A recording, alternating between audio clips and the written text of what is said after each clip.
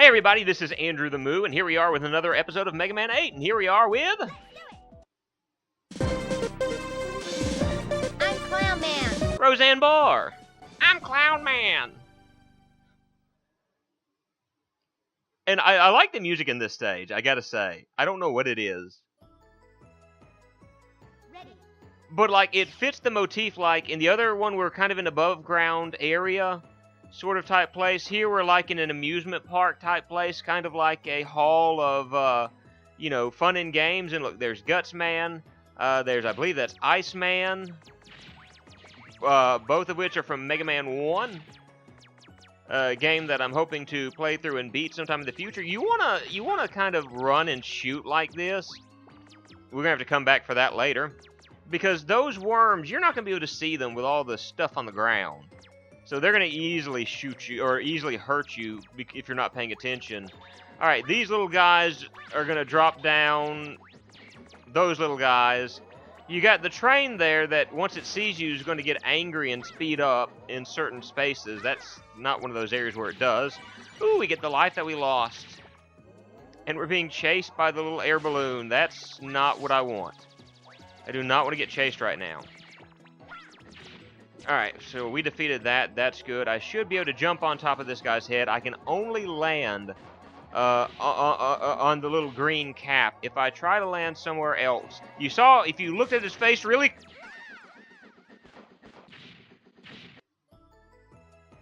Yeah. Ready. If you looked at his face for a moment there when he saw me, he had a mean look on his face. He wanted me dead. If those little guys are able to get on you, they are going to hurt you. Again, you can only land on this guy's green cap. You try to go elsewhere, you are going to get hit, and he's going to take I think a fair chunk of damage from you. So apparently, we can get hit with missiles and only a small portion of our health disappears, but if we get, we land on the boiler of a steam engine, it's going to hurt even worse. Again, you saw the look of anger on his face just for seeing me. Ow. Or maybe it was a look of anger because of the fact I landed on top of his head. Oh! Okay, so that's good. I'm going to wait for these guys to crash. I'm going to jump up here. And I don't... Again, I believe you saw the look of anger that it had on its face there. I'm not really talking. All right, here's an interesting little gimmick here. Notice the fact that I stayed on the circle there whenever the bell is rung. You want to be on the circles. If you're not on the circle, here, I'll show you what happens when you're not on the circle. You get hurt. So you've got to be careful and time your jumps correctly, or else it's going to hurt you. And now we've got the first, I think the mini-boss of this stage coming right up. I have no clue what that's supposed to be, other than, like, it's a Freddy Fazbear, and I know Freddy Fazbear wasn't made at this time. I'm quite older than this game, or not, I'm not older. Yeah, I am quite older than this game. I was like a teenager. I was probably late, early...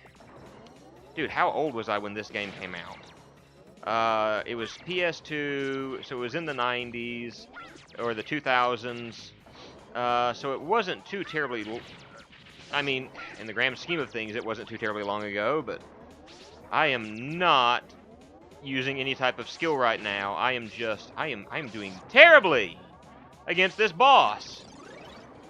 Thankfully, one of the little things that was inside of it got me health, and I defeat it, and for my troubles, I got a special item, which we'll look at in just a moment. And of course, we hit the midpoint loading hub, which that always weirded me out. Again, you see, and it tells you which ones, you could be on. And so for doing that, we got, for Rush, oh, it's an item, I bet. An item, something of that nature. So let's go ahead and hop out of there and quickly make our way. So we notice there's a new little spot here. I'm going to tank that, and I'm going to land on this. That's what happens when you land on one of the squares. You will drop down, and if there are insta-death spikes, you will die. if you land on the arrow, it's going to take you back. So you got to be careful. Very, very careful there. If not, you could easily die as we're moving on up. And since we don't have any weapon uses, we don't have to worry about that. You jump on top of that, it's going to start going up and down. Oop. Yeah, we do want to jump on this one at the moment because that gets us nothing very important, but, you know, it is what it is. And we can't use that yet, but we're going to be able to use that feature here. Actually, after this stage, we'll be able to use that feature, which is kind of neat in my opinion, but we can't use it at the moment. So there's not a whole lot we can do through here, because I know I skipped over some bolts, but, I mean, there's really nothing I can do there. We're just kind of stuck. So we're just going to have to make our way up further into this little stage area.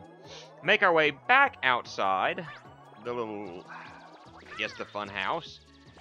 But I like what this is supposed to look like. Kind of like an amusement park. Something of that nature.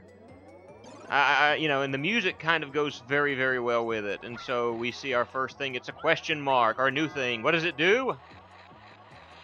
It moves us to a different area. So with that, we're going to want to hit this one. And